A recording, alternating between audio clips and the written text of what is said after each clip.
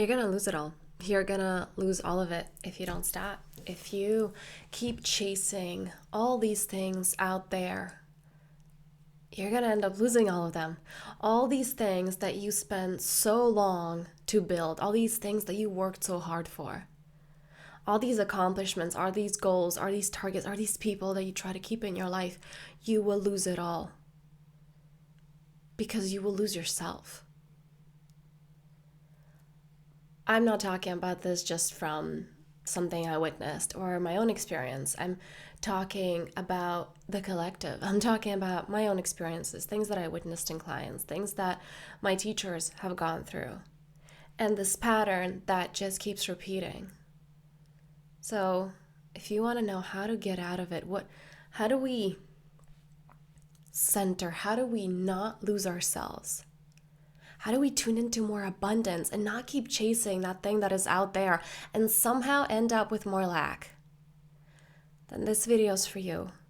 I want to share this with you because I know how frustrating, how annoying, how empty and numb it can feel. Seemingly, I have it all. Why don't I feel fulfilled? Shouldn't I feel fulfilled? And then we try to go into these coping mechanisms.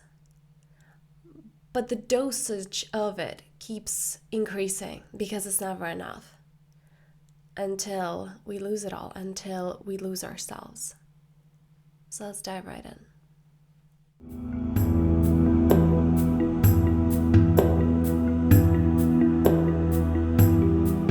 Okay, what do I mean by lose it all? What does that even mean? How bad can it really get? Okay, well, I'm gonna lose material things, or it's just money, or okay, it's just people.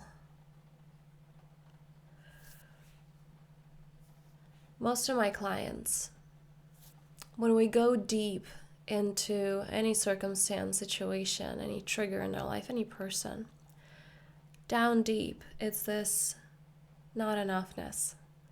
Or it's this, then I'll end up alone, that I'm not good enough. And so what's the point? And so here's what your inner critic does. This is what the ego does. In order to avoid facing that, right? Because either you own it or it owns you. So as long as you don't face it, it owns you. And your inner critic will keep telling you things like, you don't need to feel that. That will never happen. You don't have to face that. Let's keep going for something out there. Work harder.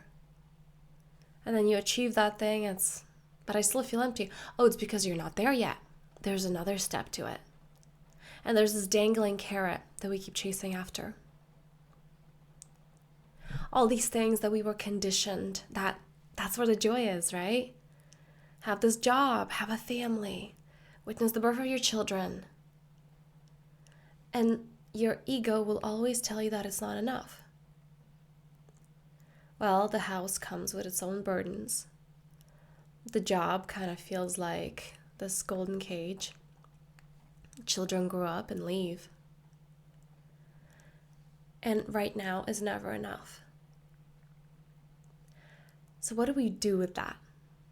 I remember being in this place of my life where just, what's the point? What is the point? And I remember going to my spiritual teachers, my mentors, with what the hell is the point? And also knowing that suicide is not an option because there is consequences to that energetically in the next lifetime. So that wasn't an option. I was just there like, well, I am here just waiting, I guess. I don't know, because I don't know what the point is. And that came after I was so numb to life. That came after that stage. That was after the spiritual shift. And it was this numbness of, well, what's the point then? So many people find their center. However, you're not truly tuned in to that unless there's this excitement. There's this thirst for life. You really feel the juiciness of each moment. You want to give from the overflow. That is how you know you're there. You're striving for things, you're going for goals, not because I'm chasing after something, not because you're losing yourself, but because you are so full of life. You're so connected that God, life source consciousness is flowing through you. that you cannot help but express it in the way that it is called to being expressed. It may be going after this goal, it may be being in this relationship, it may be purchasing this thing, it may be having this experience. And that is the shift. That shift of, it can be the same action, and I get asked this one a lot. It can be the same action, but the intention behind it is very different. Think about a person getting stabbed and dying, right?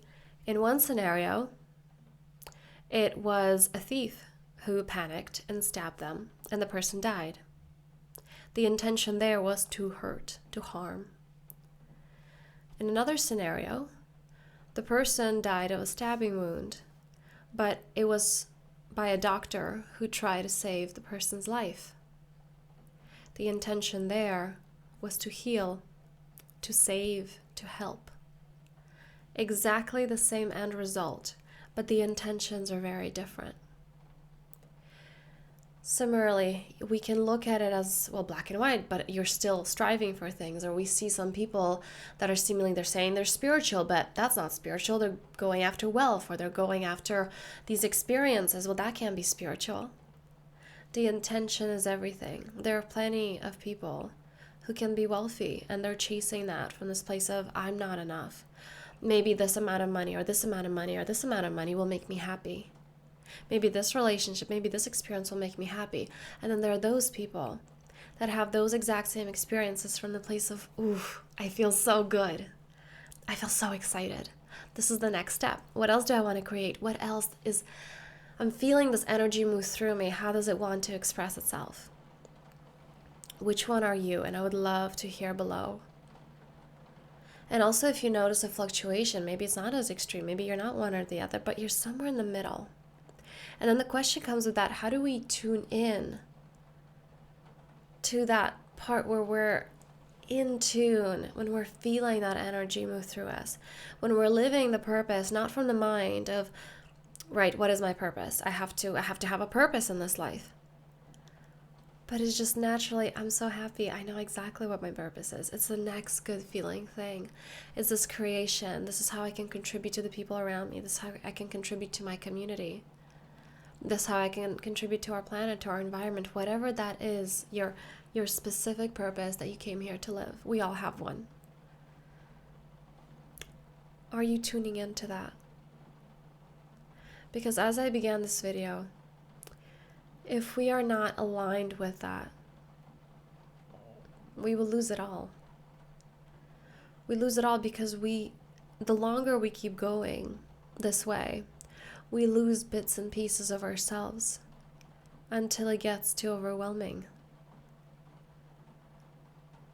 And now the last thing I want to leave you with is that the biggest shift here, this is where life really becomes magical, when you understand, when you do this, and if this is something that you want to dive deeper into, if you want to take this to the next level, you want to have one-on-one support with this is something that I do with my one-on-one clients, so feel free to reach out to me at info@thepowerfulself.me. And the way it works, we usually have a clarity call to see if we're in alignment, what is it that you want, whether I believe that it's possible to get those results in this particular time frame, and then we go from there and seeing if I have available places. So feel free to reach out to me if this resonates. Now, the last thing I want to address here is the shift really happens when you understand that you are safe, that you can deeply trust life. And I know that this is something that I've really struggled with.